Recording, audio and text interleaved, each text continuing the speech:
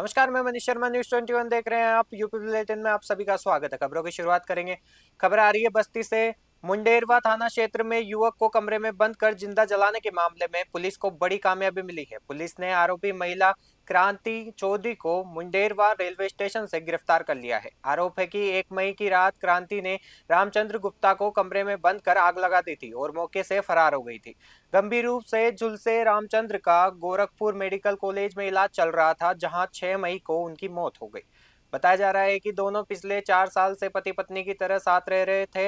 युवक की मौत के बाद पुलिस ने मुकदमे में हत्या जैसी गंभीर धाराएं बढ़ा दी है। क्षेत्राधिकारी रुदौली कुलदीप यादव ने बताया कि मृतक की मां की तहरीर पर कार्रवाई करते हुए आरोपी को जेल भेजा जा रहा है। बस्ती से दिलीप पांडे की रिपोर्ट देख रहे हैं।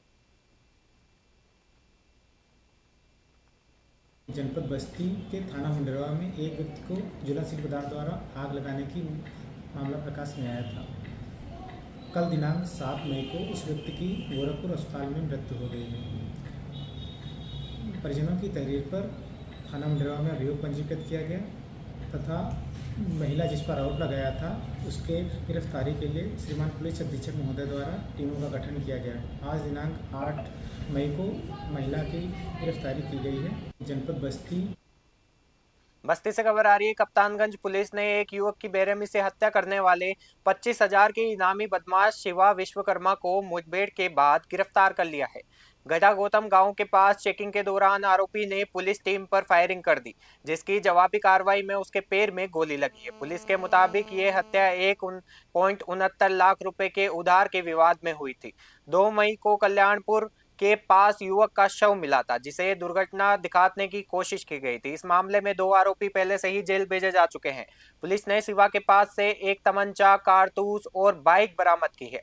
सीओ हरैया सर्व सीओ हरैया सर्वनिमा सिंह ने बताया कि सबूतों और कॉल डिटेल के आधार पर इस हत्याकांड का खुलासा हुआ है। बस्ती से दिलीप पांडे की रिपोर्ट देख रहे हैं। दिनांक 3/5/2026 को थाना कप्तानगंज क्षेत्र में एक व्यक्ति की गला रेत के हत्या कर दी गई थी। सूचना प्राप्त होते ही पुलिस द्वारा सुसंगत धाराओं में मुकदमा पंजीकृत किया गया, जिसमें एक अभियुक्त वांछित था। पुलिस को सूचना प्राप्त हुई कि वह व्यक्ति कहीं भागने की फिराक में। उस सूचना के आधार पर पुलिस द्वारा गढ़ा गौतम के आसपास घेराबंदी की गई। अपने को घूरता देख अभियुक्त ने पुलिस पे फायर किया, जिसमें बचाव में पुलिस ने काउंटर फायर किया। बहराइच से खबर आ रही है। जरवर रोड थाना क्षेत्र के 28 गांव में एक युवक की संदिग्ध परिस्थितियों में मौत हो गई। मृतक की पहचान गिरिजा प्रसाद गुप्ता के रूप में हुई है। परिजनों का आरोप है कि गिरिजा प्रसाद को शराब की बुरी लत लगी थी। अत्यधिक शराब पीने की वजह से ही उसकी जान गई है। घटना की जानकारी मिलते ही पुलिस मौके पर पहुंची और शव को कब्जे में लेकर पोस्टमार्टम के लिए भेज दिया है। पुलिस का कहना है कि मौत की असली वजह पोस्टमार्टम रिपोर्ट आने के बाद ही साफ हो पाएगी। फिलहाल पुलिस परिजनों के बयान दर्ज कर मामले की गहराई से जांच कर रही है। बहराइच से राहुल वर्मा की रिपोर्ट देख रहे हैं। गिरिजा प्रसाद गुप्ता, उम्र कितनी होगी? उम्र की है 52 साल। क्या लगता है कैसे मौत हुई है इनकी? वो जो है ड्रिंक ज़्यादा करते थे, देसी दारू ज़्यादा पीते थे, उसके वजह से उनकी मौत हो गई। तो क्या कोई गड़बड़ दारू मिल गई थी क्या?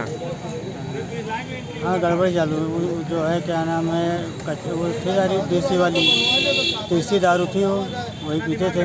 तो क्या बनती है वहाँ? इसके बारे में लगता है नहीं हाँ? तो कैसे मिल गई इनको दारू? ये तो वही जानते थे कहाँ से लाते थे, कहाँ से नहीं लाते थे, क्योंकि हम लोग तो वहाँ पास में रहते नहीं, हम तो दूर रहते हैं। गिरिजा प्रतापगढ़ से खबर आ रही है। जेठवाड़ा के देवापुर आशापुर गांव में 14 मई को भव्य वंदना महोत्सव का आयोजन किया गया। आयोजन समिति के मदन मोहन दास ने बताया कि इस कार्यक्रम में जगतगुरु स्वामी रामभद्राचार्य महाराज मुख्य अतिथि के रूप में शामिल होंगे और श्रद्धालुओं को आशीर्वाद देंगे।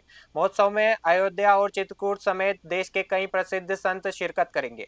कार्यक्रम के दौरान शाम को विशाल भंडारा और भव्य भजन संध्या का आयोजन होगा। इसमें मशहूर कलाकार अक्षरा सिंह, रितेश पांडे, दिव्या दुबे और खनिज देव चौहान अपनी प्रस्तुति देंगे। कार्यक्रम की तैयारियां जोरों पर है और इसमें कई बड़े राजनेताओं के आने की भी संभावना है। आयोजकों ने सभी क्षेत्रवासियों से इस धार्मिक अवसर में शामिल होने की अपील की है। प्रतापगढ़ से गणेश राय की रिपोर्ट।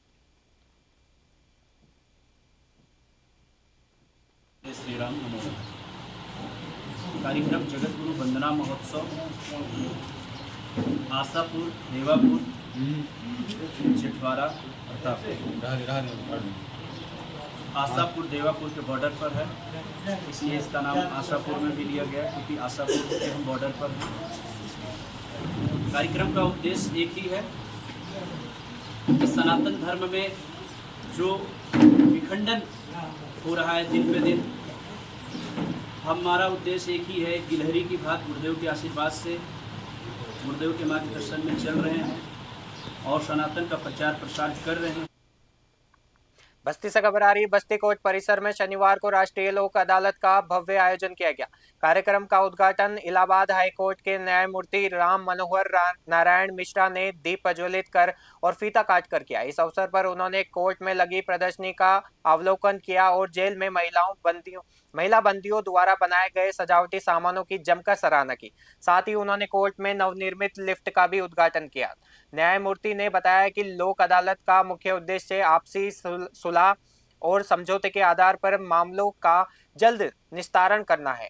इनमें पारिवारिक विवाद, पानी बिजली के बिल और ऐसे मामले जिनमें पीड़ित पक्ष माफी देने को तैयार हो, उन्हें प्राथमिकता से सुलझाया जाता है। उन्होंने जनता से इस अवसर का लाभ उठाने की अपील की ताकि अदालतों का बोझ कम हो सके। बस्ती से दिलीप पांडे की रिपोर्ट देख रहे हैं आप। किया गया है पूरे देश में हो रहा है।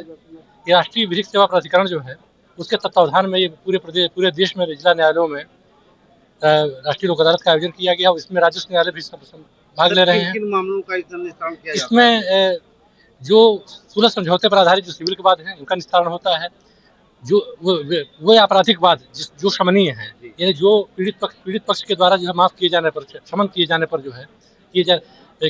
जो है वो सामने आते हैं, उनका निस्तारण भी हो सकता है। जो शमनीय जो क्रिमिनल जो दांडिक वाद है, जो अब जो कंपाउंडेबल है, उनका भी निस्तारण होता है, किया गया है। लखीमपुर खीरी से खबर आ रही है। जिले के मेघलगंज वन रेंज के बहजम बीट और नीम गांव थाना क्षेत्र के अमगढ़ गांव में अवैध कटान का बड़ा मामला सामने आया है। यहां रिजर्व नदी और सरकारी भूमि पर खड़े करीब 30 से 40 पेड़ों को धड़ल्ले से काट दिया गया। नियमों के मुताबिक ऐसी जमीन पर पेड़ों की कटाई बिना अनुमति के पूरी तरह से प्रतिबंधित है। स्थानीय लोगों का आरोप है कि 10 दिन पहले भी तालाब किनारे पेड़ों की कटाई हुई थी, लेकिन विभाग ने कोई कार्रवाई नहीं की। लगातार हो रहे इस खेल से वन विभाग और लेखपाल की कार्यशैली पर गंभीर सवाल खड़े हो रहे हैं। ग्रामीणों का कहना है कि अगर समय रहते ठोस कदम नहीं उठाए गए तो पर्यावरण को इतना नुकसान नहीं पहुंचता। अब देखना यह होगा कि दोषियों पर कानूनी कार्रवाई होती है या मामला केवल कागजों पर सीमित रह जाता है। लखीमपुर खीरी से सत्येंद्र सिंह की रिपोर्ट देख रहे हैं आप।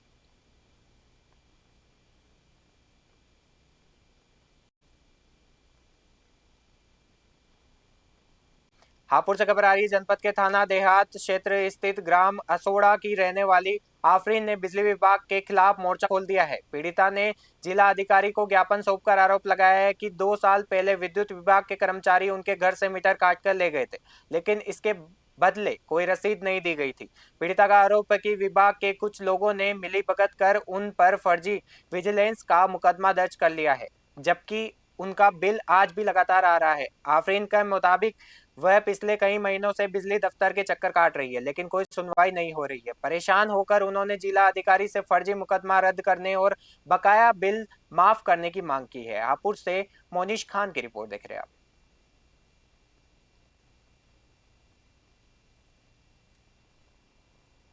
सीतापुर से खबर आ रही है। बिस्वा कोतवाली क्षेत्र के शहरी सराय गांव में शुक्रवार देर रात एक 12 साल के बच्चे की हत्या से सनसनी फैल गई है। मृतक मासूम अल्तमस शुक्रवार शाम 5 बजे लापता था।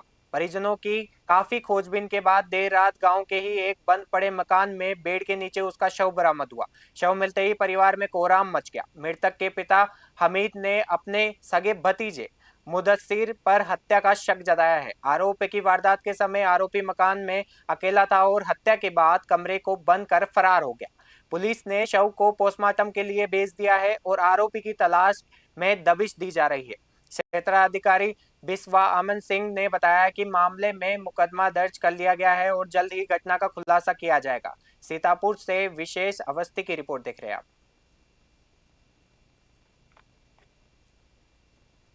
आज दिनांक 8/9 मई की रात लगभग 11 बजे थाना बिस्वा पुलिस को परिजनों द्वारा यह सूचना दी गई कि उनका 12 वर्षीय पुत्र अल्तमस शाम लगभग 5 बजे से लापता है, मिल नहीं रहा।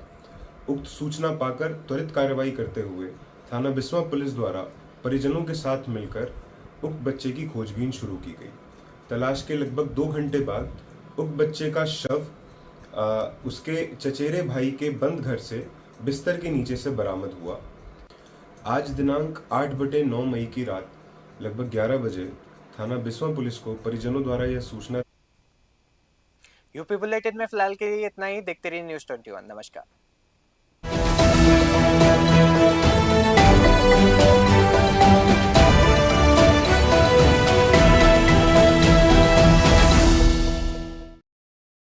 सुबह की शुरुआत होगी अब सबसे सटीक खबरों के साथ। देखिए न्यूज़ 21 नेशनल न्यूज चैनल का खास मॉर्निंग बुलेटिन। देश विदेश की हर बड़ी खबर, राजनीति, मौसम, अपराध और खेल की पूरी अपडेट हर सुबह सबसे पहले, सबसे तेज आपके शहर से लेकर देश की हर हलचल पर होगी हमारी पैनी नजर। सत्य, सटीक, निष्पक्ष, यही है हमारी पहचान।